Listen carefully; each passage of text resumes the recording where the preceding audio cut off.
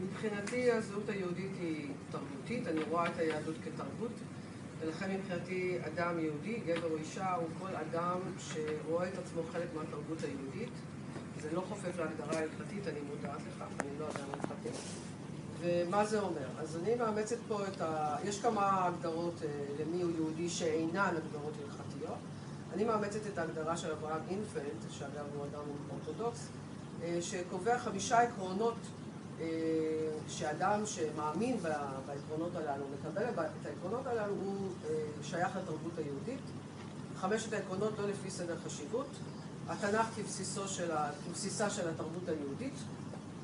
זה העיסוק שלי כמו שאתם הבנתם, תנ"ך זו אהבת חיי. דבר שני, זה שוב לא לפי סדר חשיבות, העברית כשפתו של העם היהודי. דבר שלישי זה ההיסטוריה המשותפת, המורשת המשותפת. עיקרון רביעי זה הקשר לארץ ישראל, התפיסה שבארץ הזאת נוצר העם. שוב, זה לא אמירה פוליטית, זו אמירה היסטורית. והדבר החמישי והאחרון זה לוח השנה העברי. שהוא אומנם לא עברי, הוא למעשה בבלי, אבל אנחנו אימצנו אותו והוא הפך להיות לצורך העניין לוח השנה העברי, שאנחנו חוגגים את החגים לפיו. אדם שמאמין מקבל את 5 העקרונות הללו, מבחינתי שייך לתרבות היהודית. זה לגבי השאלה של הזהות. לגבי השאלה של טוב, אני בכל זאת רוצה